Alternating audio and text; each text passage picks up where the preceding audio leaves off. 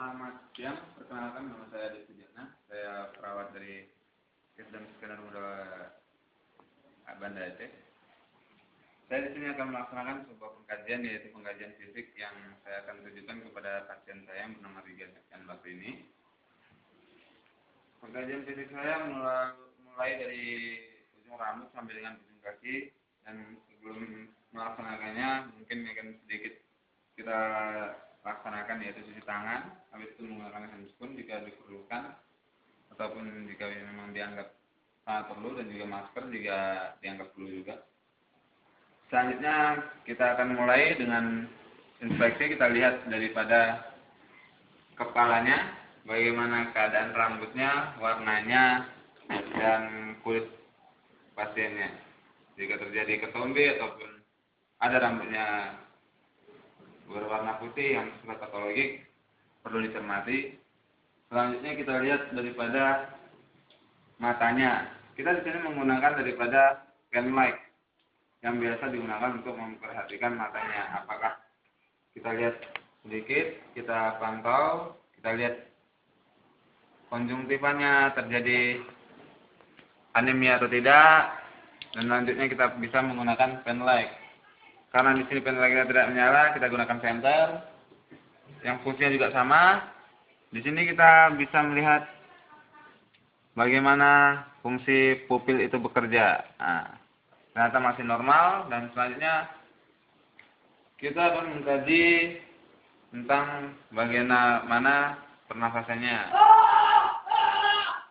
Itu bisa meliputi, bisa kita gunakan, yaitu sebuah stetoskop untuk mendengarkan bagaimana pernafasannya. Arya. Cut aja dia. Oke. Lepas, Pak. Lepaskan. Tarik nafas, Pak. Lepaskan. Oke. Setelah melakukan pengkajian suara daripada pernafasan, jika ditemukan yaitu bronki, krekos ataupun wheezing, itu dapat diperhatikan kembali dan disimpulkan bagaimana treatment yang harus kita lakukan. Setelah itu kita laksanakan pengkajiannya tentang bagaimana keadaan denyut nadinya, apakah normal atau tidak. Dengan caranya kita pegang denyut nadinya, kita lihat waktunya. Cukup 15 detik, kita simpulkan bahwasanya jika 15 detik kita kalikan dengan 4. Sudah selesai pelaksanaan pengkajian fisik tersebut, mari kita mulai saja. Yang kita akan laksanakan yaitu pengkajian pada area jantung. Di sini berfungsi kita untuk mendengarkan bagaimana suara denyut jantung tersebut. Apakah ada murmur, suara S3, S4 ataupun galop, sehingga perlu pendengaran yang khusus. Jadi di sini pasiennya saya mohon, boleh Pak saya buka bajunya sedikit? Oke, thank you. Nah, di sini kita lihat bagaimana denyut jantung tersebut, apakah vibrasinya atau getarannya itu berlebihan atau tidak. Dan kita lihat bagaimana antara bidang dada yang kanan atau dada yang kirinya ada yang terjadi kelainan simetris atau tidak. Misalnya ada kelainan pada bagian kirinya, yaitu bisa terjadi juga karena ada tumor di jantungnya atau apapun. Selanjutnya untuk mengkaji bagian jantung, kita dengarkan dahulu bunyi jantungnya.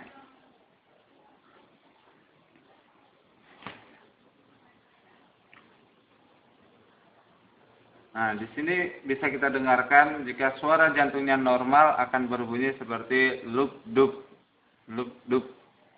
Dan jika terdengar suara murmur, maka akan terdengar suara tambahan, sehingga itu disebut dengan murmur. Dan biasa murmur dapat didengar sangat jelas pada pasien yang mengalami PDA atau patent ductus arteriosum. Selanjutnya, sudah selesai dengan tersebut, kita lakukan tensimeter yang berfungsi untuk mengetahui tekanan darah daripada pasien tersebut. Kenapa harus dikaji tekanan darahnya? Karena tekanan darah ini berhubungan dengan jantung. Bagaimana jantung tersebut bekerja? Apakah termasuk dalam keadaan normal atau tidak?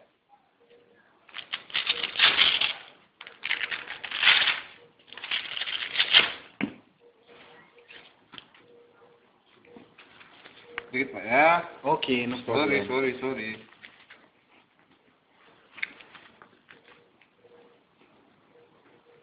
Oke, di sini kita perhatikan juga tentang tekanan darahnya.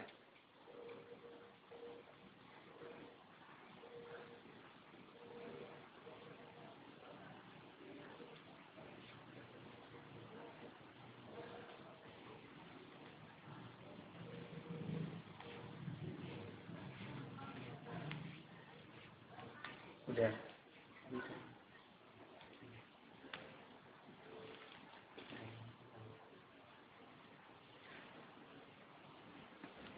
Hidup ya.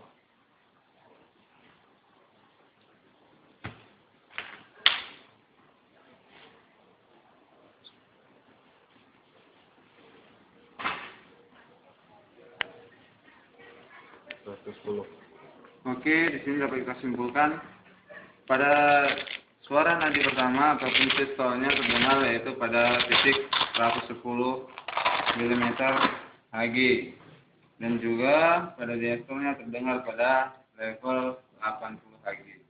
Jadi sudah diketahui bahwasanya keadaan jantung tersebut masih dalam keadaan normal. Jadi selama diinspeksi tidak ada bermasalah, terutama pada simetrisnya antara bidang dada yang kanan dan dada yang kiri. Dari pernapasan juga sama. Selanjutnya untuk mengetahui daripada bagian jantung juga, kita lihat ekstremitas bawahnya. Bagaimana jika terjadi edema merupakan suatu hal yang sangat sering terjadi pada orang yang mengalami penyakit gagal jantung. Bisa kita lihat, jika terjadi pembengkakan di bawah, berarti itu termasuk salah satu penyakit, bisa saja terjadi karena penyakit daripada jantung tersebut. Oke, cukup sekian pemeriksaan fisik dari saya yang memeriksa yang dispesifikasi pada bagian jantung. Lebih dan kurang mohon maaf. Sampai ketemu di session selanjutnya. Wassalam. Bye-bye.